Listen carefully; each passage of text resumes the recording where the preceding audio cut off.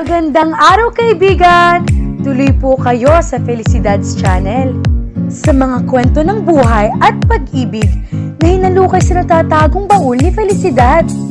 Pero bago po tayo magpatuloy, huwag niyo pong kalilimutan na i-like ang video, i-subscribe ang channel, at i-click ang notification bell para lagi kayong updated sa mga parating pa na upload.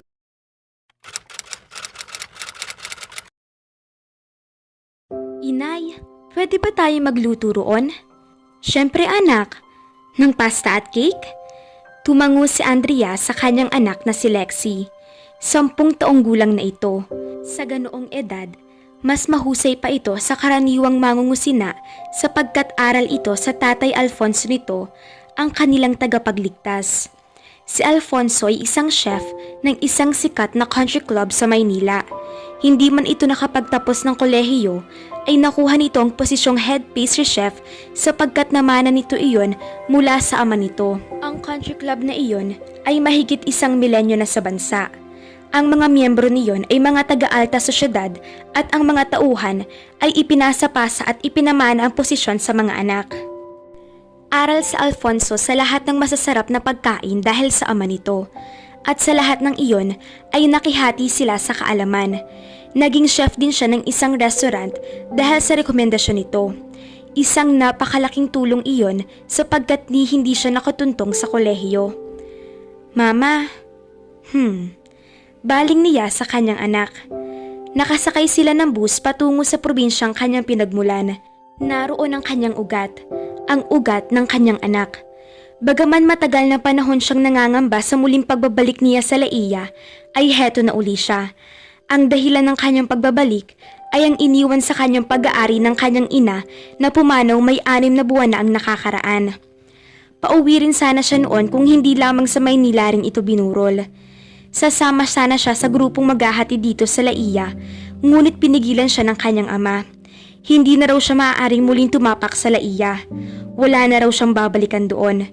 Kung ayaw raw niyang mapahiya, ay huwag na raw siyang magtangkapang sumama. Hindi man lang lumambot ang puso nito nang makita ang apo nito. Hindi siya nito nagawang yakapin. Ang tanging nakikita pa rin ito sa kanya ay ang naging kabiguan nito sa dati pa man ay hindi na nito paboritong anak. Ang nakababatang kapatid niyang si Corazon ang tinangka niyang kausapin noon. Ito ang paborito ng kanilang ama. Ang sabi nito ay wala raw itong magagawa sa kapasyahan ng kanilang ama. Mas mabuti pa raw na huwag na siyang magpilit na ihatid sa huling hantungan ng kanilang ina. Tutal, ay nakita naman na raw niya ito sa ilang araw na burol sa malaking punerarya sa Maynila. Anong pagluha niya? Ngunit tulad ng noon ay wala siyang nagagawa sa utos ng kanyang ama. Batas ang mga salita nito. Sa kabila ng mahigit 1 dekadang pagkawala niya sa Laia, nananatili ang takot niya rito.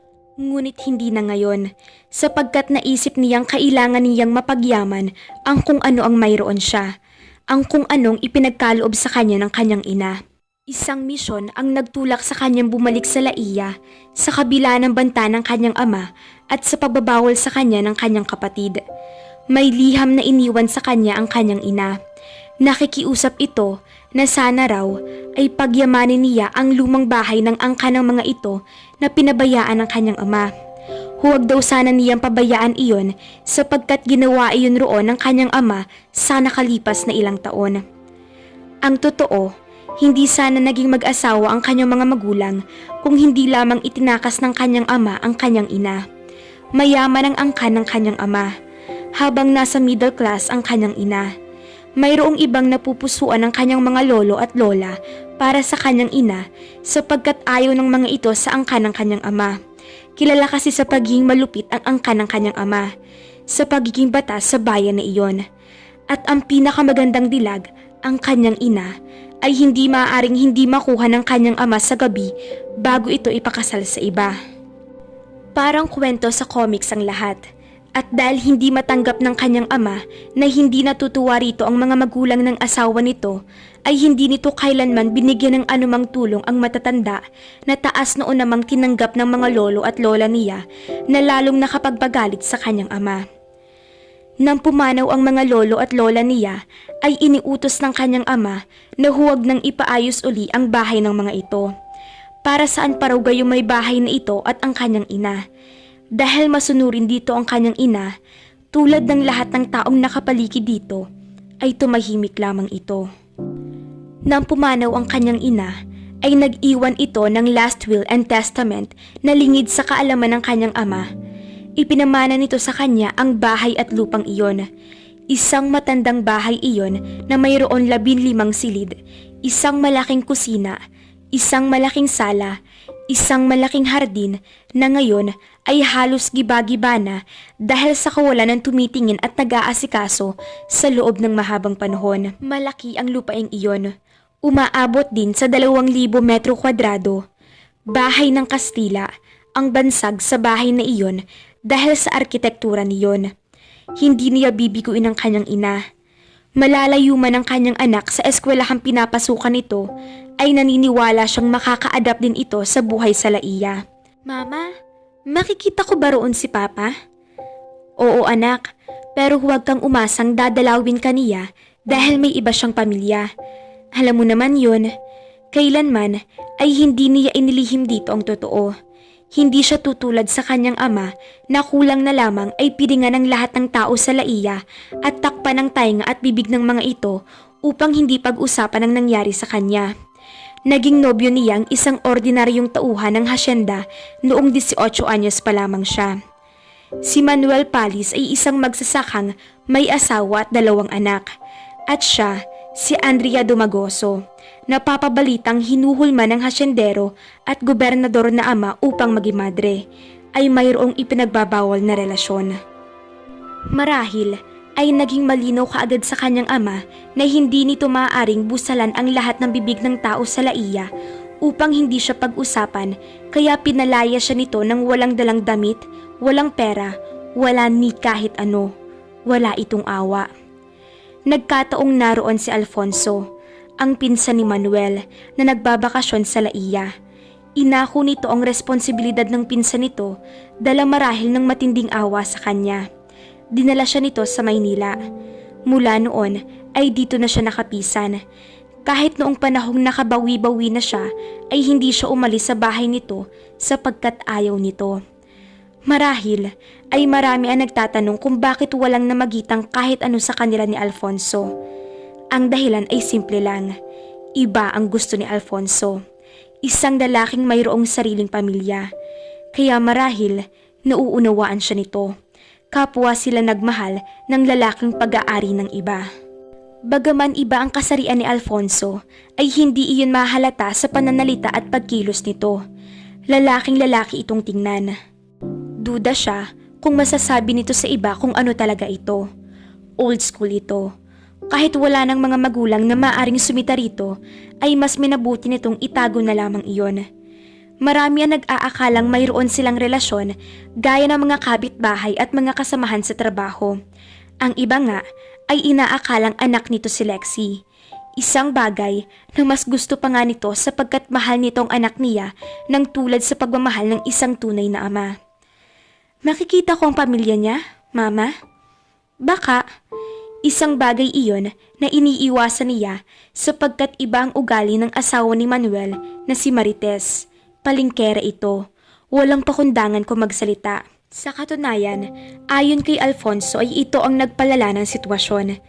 Nang sumama kasi siya kay Alfonso, ay ipinagkalat daw ni Marites na siya raw ay kumabit na sa pinsan ng unang kinabitan niya. Masakit man sa tainga at sikmura, ay alam niyang may karapatan itong magalit sa kanya. Narito ang lahat ng karapatan. Ngunit sana ay maniwala itong hindi niya sinadya ang lahat. Hindi siya gising. Isang umaga na pinalano niyang mahalin ang asawa nito. Sa katunayan ay hindi pa nga tamang tawaging asawa nito si Manuel sapagkat hindi naman kasalang mga ito. Muli ay nakahadama siya ng agam-agam sa dibdib. Gayunman ay humugot siya ng malalim na hininga. Handa na siya. Bubuksan niya sa publiko ang tirahan ng kanyang mga ninuno. Marahil ay gagawin niya iyong isang bed and breakfast. Ang inaalala lang niya ay baka hindi siya pahintulutan ng munisipyo na kumuha ng permit sapagkat mula pa noong bata siya ay alam na niya ang tindi ng impluwensya sa politika ng kanyang ama. Gayunman ay umaasa siyang magiging maayos ang lahat sapagkat wala na sa gobyerno ang kanyang ama. Mama, doon na tayo titira? Sana. Totoo iyon sa loob niya sapagkat hindi pinaalis siya sa Laia. Ay nananatiling naroon ang kanyang puso. Hindi niya naramdaman sa Maynila ang naramdaman niyang katahimikan sa Laia. Para siyang hindi mapanatag sa Maynila. Si tita, mama, mabait ba talaga siya? Oo, wika niya. Kahit sa opinyon niya ay hindi matatawag na bamait ang kanyang kapatid. Noon pang mga bata sila ay maldita na ito. Ang gusto nito ay ito ang parating bida sa lahat.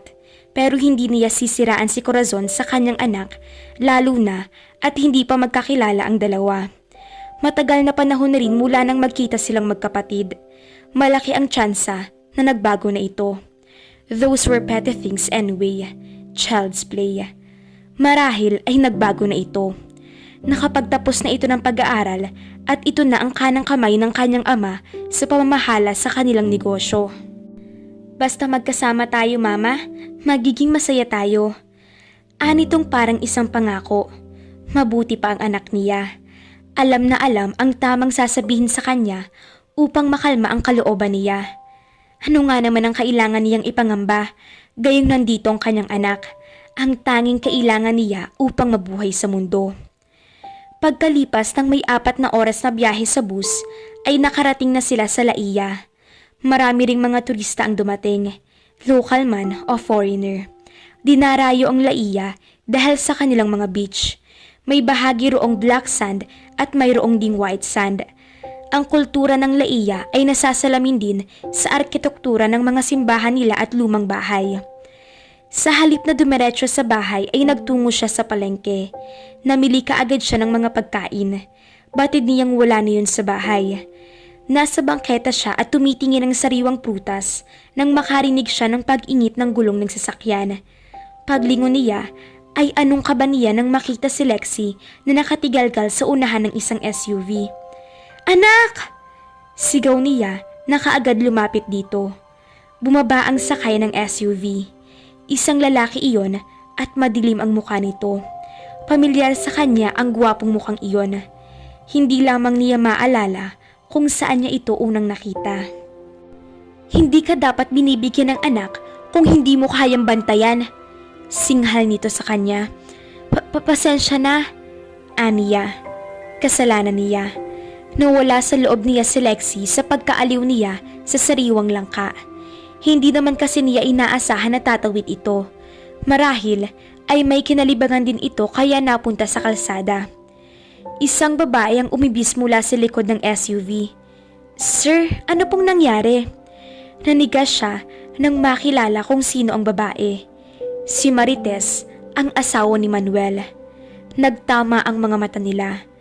Pagkatapos ay sinulyapan nito si Lexi na kaagad niyang ikinubli sa kanyang likuran. Natural na instinct ng isang ina. Itong babaeng ito, hindi marunong mag-alaga ng kanyang anak.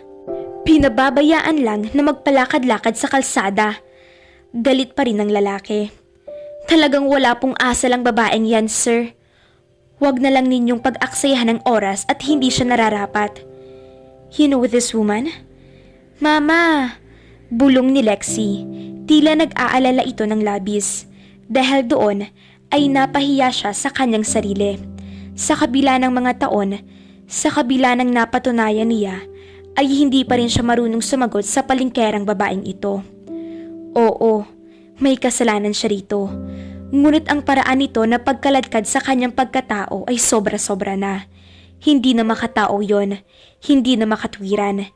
Hinding-hindi niya ipapakita sa kanyang anak ang ganitong panlalait sa kanya ng babaeng ito. Kung tutuusin, ay nagbayad na siya rito. Napahiya na siya sa lahat ng tao sa Laia. Umalis na rin siya sa bayang kinagis na niya. Wala lang tumulong sa kanyang buhay ng kanyang anak at sarili bukod kay Alfonso na hindi natutuwa rito. Wala itong karapatang magsalita ng anuman laban sa kanya sa harap ng kanyang anak. Hindi niya mapapayagan iyon. "Hindi lang kilala, sir. Kilalang kilala pa." "Pagsabihan mo." "Sino ka ba?" Nakuha niyang sabihin Ang galit ay nag-focus sa lalaki. Sino ba itong astang hari na ito sa Laiya? Bakit siya ngayon ay parang dinidiktik nito sa isang kasalanang hindi naman niya sinasadyang gawin? Inamin niya ang kanyang pagkakamali. Bakit ayaw pa nitong tumigil? Bakit din isinasama pa nito sa usapan si Marites? Hindi niya ako kailangang pagsabihan dahil hindi niya ako kilala at lalong wala siyang kapangyarihan sa akin. So hindi mo na ako kilala ngayon? Ani Marites, tonong nanghahamon. Inignora niya ito. Nagsorry ako sa'yo. Hindi mo na kailangang ipamukha pa iyon sa akin. Anak, tara na. Akala mo kung sino? Isinuka naman ang sariling pamilya sa sobrang kalandian. Sayong-sayo na si Manuel, hoy. Wala nang silbi sa akin ng isang kahig, isang tukang iyon. Kaya siguro nandito, narinig mo ang balita. Gusto mong saluhin ang tira ko. Pahabol na sabi ni Marites. Nang tingnan niya ang kanyang anak ay parang iiyak na ito. Muli ay hindi niya kinaya iyon. Binalikan niya si Marites. Nangahamon ang tingin nito sa kanya. Nakataas pa ang isang kilay nito. Napakayabang. Palibhasa, nang kalad ka rin siya nito noon sa kahihiyan ay wala siyang nagawa kundi ang umiyak lang ng umiyak. Bata pa kasi siya noon at down na down ang pakiramdam niya. Mag-sorry ka uli sa amo ko. Utos sa kanya ni Marites. Siguro, panahon na para ikaw naman ang matutong mag-sorry. Aniya, saka dinaklot ang buhok nito. Higit siyang malaki rito. Nagkataon lang na sanay ito sa away at siya ang parating tahimik. Sa pagkakataong iyon, hindi ito nakapalag sa kanya. Kapag kuwan ay inawat siya ng lalaking kanina ay sumisinghal sa kanya. Kay dali siya nitong nailayo kay Marites. Hindi nakaganti sa kanya ang nagngangalit sa galit na si Marites nang kargahin siya ng mistulang sako ng lalaki at bantaan si Marites ng isang mariin at simpleng, "Stay there, I mean it." Pumalag siya, ngunit malakas ang lalaki. Malakas, mabango, guwapo. Jeez, what the hell was she thinking? Guwapo, mabango? Sa kabila ng nakakainis na mga ginagawa nito, ibinaba siya nito sa bangketa sa tabi ng kanyang anak. Lumapit at lumuhod ito sa tapat ni Lexi. Take care of your mother, girl, and I'm sorry about what happened earlier. Don't go wandering the streets alone, sweetie. Anito sa kanyang anak. Masamang tingin naman ang ipinukol sa kanya ng lalaki. Bagaman walang anumang sinabi, sumakay na uli ito sa sasakyan nito. Sumakay na rin doon si Marites. Naitanong niya sa sarili kung sino kaya ang nakasakay sa unahan sapagkat hindi kita dahil tinted ang mga salamin ng sasakyan. Mama, okay ka lang? Tanong ni Lexi. Magsusorry sana siya rito kung hindi lamang niya nakita na tila bilib na bilib ito sa kanya. Noon lamang niya nakita ang ganoong pagmamalaki sa mga mata nito. Lokong bata rin ito. Kung kailan ang awin ng tao ang mama nito, ay saka ito naging proud na proud. Mukhang natuwa ka pa. Salbahe siya. Siya po ang asawa ni Papa. Tumango siya. Nabigla rin siya sa kaalaman na hindi na pala asawa ni Marites si Manuel, gayong noong bago siya umalis ay nagsalita si Marites na wala raw siyang magagawa sapagkat hindi raw nito hihiwalayan si Manuel. Anong nangyari sa pagsasama ng mga ito? Oo anak, pasensya ka na. Unang araw pa lang natin dito. Ganyan ang nakita mo. Wala siya sa mama ko. Lokong bata. Muling wika niya. Hindi naman pala siya maganda, mama. Talagang hindi. Nagkatawanan sila. Pero yung mamang kasama niya, Mama, guwapo, bagay kayo. Pinandilatan niya ito. Kadarating lang nila roon ay iyon na kaagad ang sinabi nito. Kung sa bagay, kahit noong nasa Maynila sila, ay ayaw siya nitong ireto sa kung sino lang. Kahit pa nga sa tatay Alfonso nito, bagaman wala itong sinasabi tungkol sa itinuturing nitong ama. Siguro ay nahuhulaan nito na hindi sila magkakagustuhan ni Alfonso. Halika na, nang makita na natin ang bahay ng lola mo. Nakangiting tumango ito. Napuno ng pananabik ang kanyang puso. Sumakay sila ng tricycle at sinabi sa driver ang paroroonan. sa bahay ho ng Kastila. At hindi naiwasan ay nabalik siya sa nakaraan. Walang tigil ang pagsusuka ni Andrea. Ilang umaga na siyang ganoon, kaya ilang umaga na rin siyang hindi nakakasabay ng almusal sa pamilya. Ayaw niyang magsuka siya sa kalagitnaan ng almusal dahil tiyak niya na magdududa ang kanyang ama. Kapag nagduda ito, napaantanda siya. Hindi niya kaya. Ang totoo ay hindi niya alam kung ano ang kanyang gagawin ngayon. Parang ibig niyang maglaho na lang sa mundo. Nagawa niya ang isang pinakamalaking pagkakamali na pinagsisisihan niya ngayong buntis na siya. Ngunit hindi siya marahil dapat na magsisi sapagkat ang mawawala lang sa kanya ay ang nakasanayan niyang luho. Hindi siya kailanman naging maluho. Hindi siya kailanman naging katulad ni Corazon na kahit baglang ay important pa ang gusto. Marahil ay isa iyon sa mga dahilan kung bakit hindi ganoong natutuwa sa kanya ang kanyang ama. Kulang siya sa sopistikasyon. Mas gusto niyang naroon lamang siya sa hasyenda. Kahit anong pilit nitong makipagkaibigan siya sa anak ng mga kaibigan nito, ay nananatiling mas gusto niyang kaibiganin ang mga tauhan sa hasyenda. Mahal niya ang lupain iyon sapagkat doon siya lumaki. Kailangan niyang pagtuunan ng atensyon ang mga kamay na nagpala sa lupaing iyon. Iyon ang parating sinasabi sa kanya ng kanyang ina. Kailangan daw na parating maging mabait sa mga tauhan ng hasyenda sapagkat ang mga ito ang dahilan kung bakit mayroong hasyenda. Ang sabi ng kanyang mama ay huwag daw siyang tutulad sa kanyang ama na kulang ng kabaitan sa mga tauhan at malupit na itunuturing ang mga tauhan bilang ordinaryong trabahenteng paswelduhan. Sila lamang daw ni Corazon ang magmamana ng hasyenda, kaya kailangan daw na isa sa kanila ang matuto ng tamang pakikitungo sa mga tauhan. Siya raw ang nakikita nitong pag-asa ng hasyenda. Tumulong siya sa hasyenda, hindi dahil sa bili ng kanyang ina, bagaman parati iyong nasa isip niya, kundi dahil gusto lang talaga niyang maging bahagi ng hasyenda. Ibig niyang matutuhan ang lahat ng pasikot-sikot sa taniman, ang pag-aralan ang lahat ng iyon. Hindi siya glamorosang tulad ng kanyang kapatid. Bata pa lamang si Corazon ay nandidiri na ito kapag naglalakad sa putikan. Noon, pumasok si Nanay Eden sa kanyang silid. Kasama nito ang apo at ang kaibigan niyang si Melda. Pinakatitikan siya ng matanda.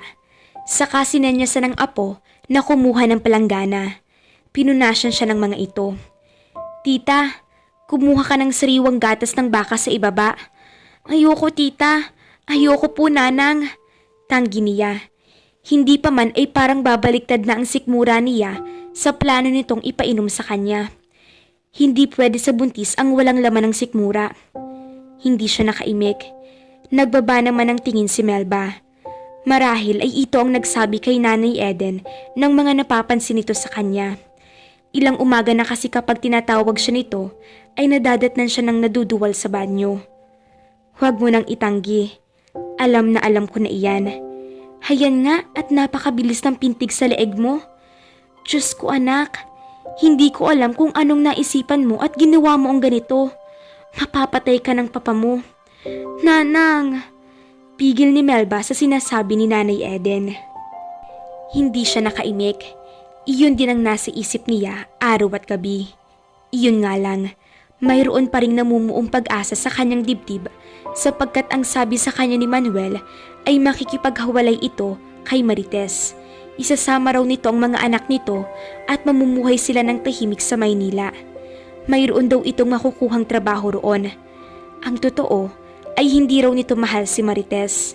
Napilitan lang daw itong makisama sa babae dahil nabuntis nito ang babae. Si Manuel ang kanyang unang pag-ibig.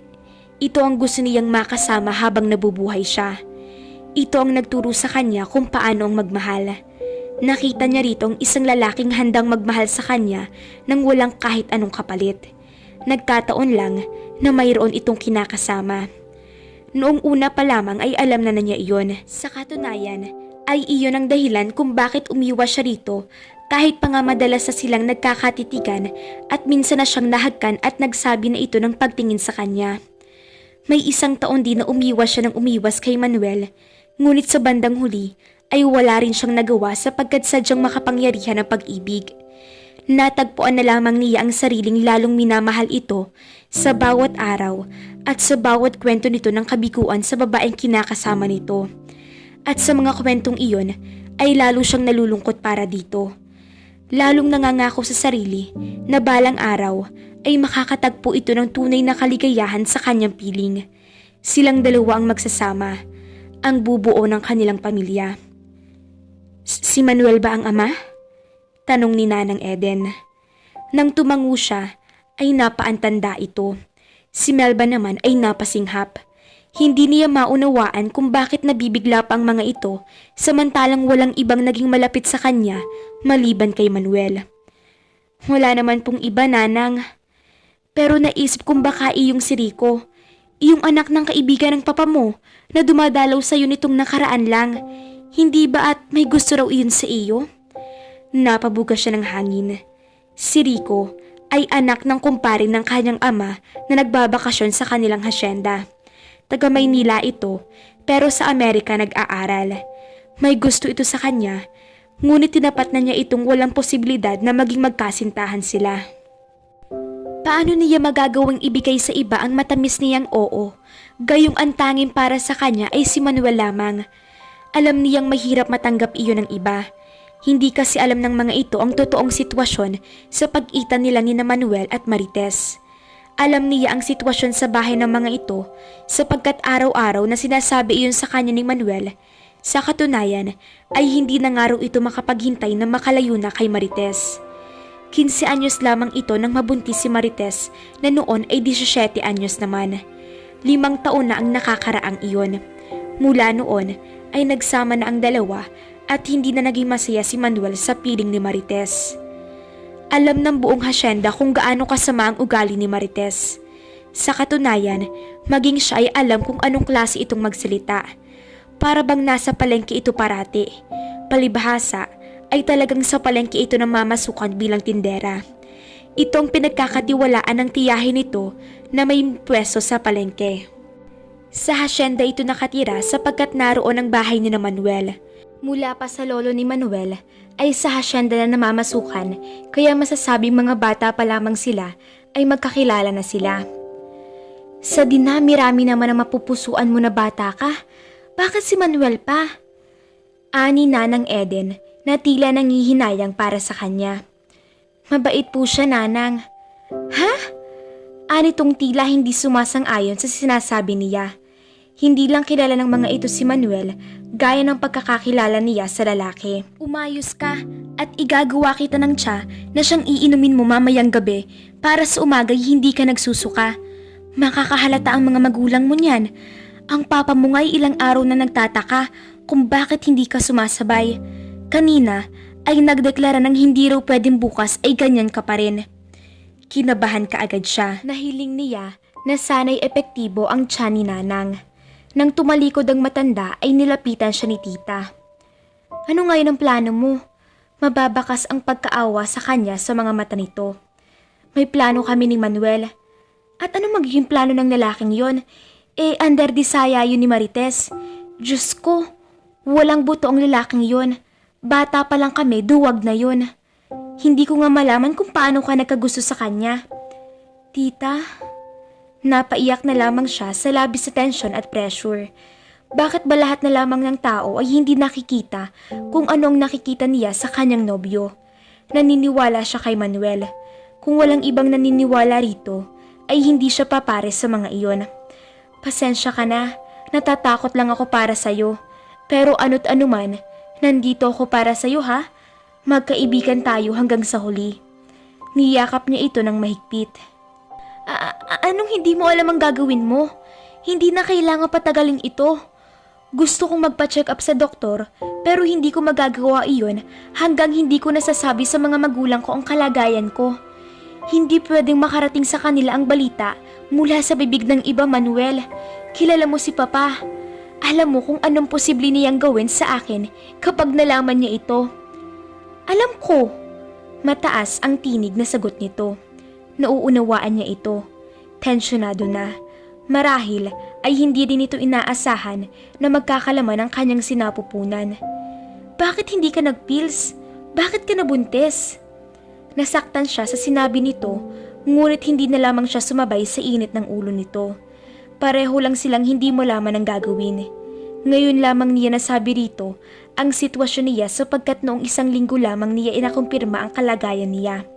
Noong 1 linggo lamang kasi siya nakabili ng pang-test sa Maynila.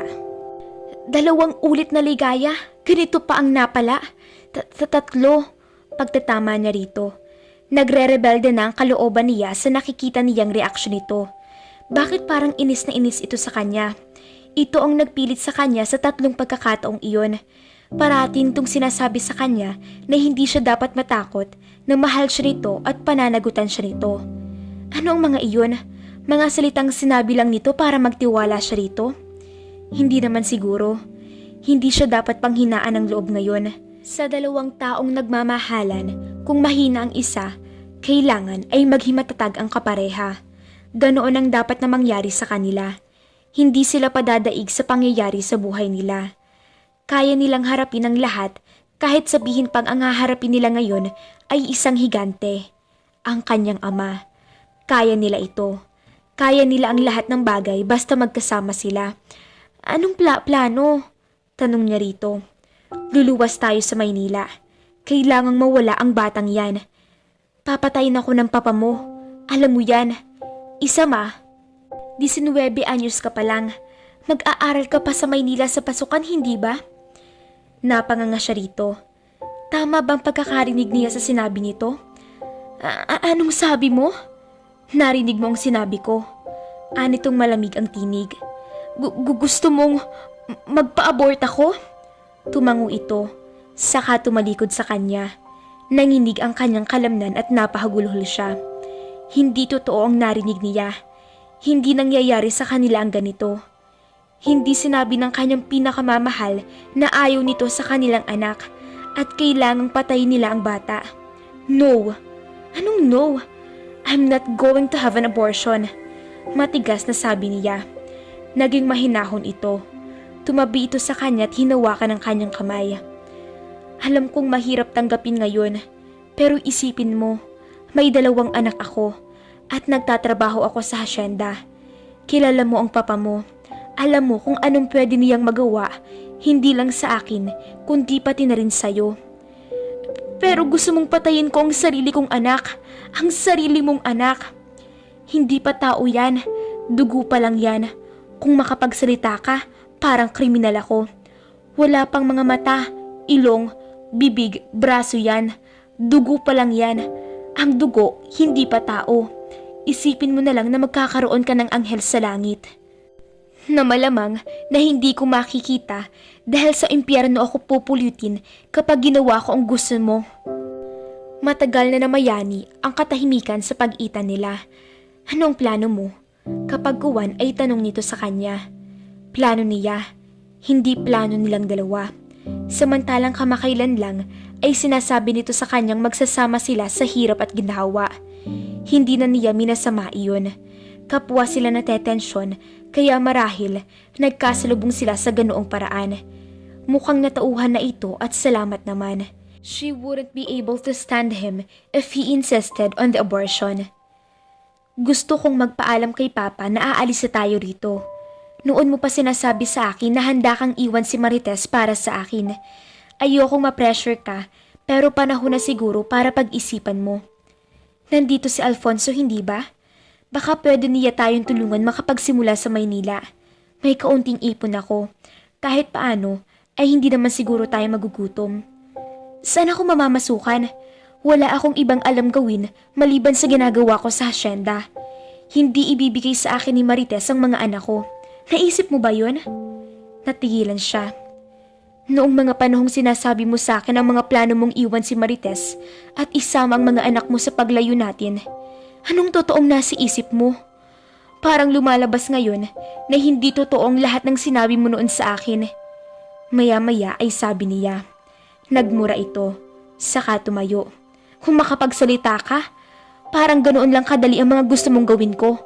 Intindihin mo namang may pamilya rin ako. Kahit kailan, hindi ko yun itinago sa'yo. Totoo pala ang lahat ng mga chismis na naririnig ko. Anong pagsakmal na kaba sa dibdib niya nang marinig ang tinig na iyon ni Marites. Naroon ito sa bukana ng kubo, nakapamaywang at galit na galit. Marites, nabiglang sambit ni Manuel. At ito palang ipinagmamalaki mong tisay. Anak nga naman ang milyonaryo. Bakit hindi mo ipagmamalaki? Ibang klase rin talagang kamandag mo, Manuel. At ikaw namang babaeng pakawala ka. Bumalik ka na roon sa tore mo. Wala kang lulugaran dito. At lalong hindi ko ipinapamigay ang asawa ko. Kiri ka. Pagkasabi niyon ay walang sabi-sabing sinugod na siya nito. Isang kamay nito ang dumakma sa kanyang buhok. Napatumba siya nang mawalan siya ng balanse. Kinaladkad siya nito palabas ng kubo. Wala na siyang nagawa kundi ang isunod ang kanyang mga paa sa pag-atras habang nakatihaya siya at tanging mga kamay lamang nito na nakadakma sa buhok niya ang suporta. Kumakaskas ang kanyang likod sa lupaing sahig ng kubo. Hindi siya tinulungan ni Manuel, bagaman ilang ulit nitong tinangkang sawayin ang kinakasama nito. Nang nasa labas na, ay marami ng taong nakakakita sa kanila. Parang iyon naman talaga ang gusto ni Marites. Pinakawalan siya nito. Dahil nangihina siya, ay hindi kaagad siya nakatayo. Inalalayan naman siya ni Manuel. Napahugulhol siya rito. Hindi lang naman kaagad ito ni Marites palayo sa kanya. Nakatikim ka na? Gusto mo pang pulutanin araw-araw? Hindi yun pwede, senyorita. Hanggang tikim ka lang. Marites, tumahimik ka na. Singhal ni Deling, isa sa mga kaibigan niya na tauhan din ng hasyenda. Nilapitan siya nito. Senyorita, umuwi na po tayo. Alam niyang sinadya nitong tawagin siya sa ganoon upang marahil ipamukha sa sino mang nakakalimot kung sino siya sa lugar na iyon. Matagal na niyang sinabi ritong huwag na siyang tawagin sa ganoong paggalang sapagkat naiilang siya. Senyorita? Tingnan ko lang kung maging senyorita pa yan kapag nalaman ng papa niya kung anong kahihiyang ginawa niya rito. Akala ko ba, santa yan? Magmamadaling araw, diba?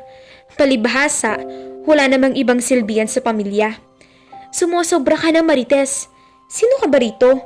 Wala ka rin naman ah. Sigaw rito ng isang matandang magsasaka na si Manong Efren. Hoy tanda, huwag kang makialam dito. Lalo wala kang binatbat. At hindi ako sumosobra dahil akong inagrabyado ng santa-santita ninyong lahat. Hindi rin ako natatakot sa mga amo ninyo dahil wala akong amo rito. Hindi ako anak lupa. Nandito lang ako dahil dito sa asawa ko. Pwes, panahon na siguro para umalis ka. Wala ka namang silbi rito eh. Ani Deling, nagngingit-ngit ito sa galit.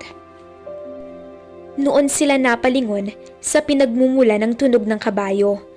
Ani mo isang eksena sa pelikula ay dumating ang grupo ng mga kabayo. Pinangungunahan ng isang puting kabayo na ang sakay ang kanyang ama. Nakaputi rin ito at nakasuot ng sombrerong puti na makapangyarihang bumaba ito mula sa kabayo. Tila ang lahat ng tao ay nangamba, kabilang na si Marites na biglang tumatahimik. Anong nangyayari dito? Tanong ng kanyang ama na nakatingin sa kanya. Nang mga sandaling iyon ay nanginginig na siya sa takot, ni hindi na siya makaiyak. Pakiramdam niya ay papanawa na siya ng malay. Nanlalamig na rin ang kanyang katawan. Wala ni isang naglakas ang loob na magsalita, maliban kay Marites pagkaraan ng ilang sandali. May malaking kasalanan po sa akin ang anak ninyo, Gob. Kung mamarapatin ninyo, sa tahimik na lugar ko na lang sasabihin sa inyo. Hindi. Sabihin mo ngayon kung anong kasalanan niya sa'yo. Wika ng kanyang ama na nakatitig sa kanya. Buntis po siya, Gob. At ang ama ay ang asawa ko. Isang nakakabinging katahimikan ang pumainlalang. Pagkalipas ng ilang sandali ay nagsalita ang kanyang ama. Makakaalis ka na sa hasyenda. Anito sa kanya. Mula pagkabata ni Andrea ay hindi na siya nakaramdam ng pagmamahal sa ama. Ngayon na nakagawa siya ng pagkakamali, ang bilis lang napalayasin siya sa murang edad niya. Ganoon ba kasaklap ang buhay ng ating bida? Sana ay may naghihintay na magandang kapalaran sa pagpunta niya sa Maynila. Huwag po kayong bibitaw at napakarami pang kaganapan sa buhay ng ating bida. Abangan!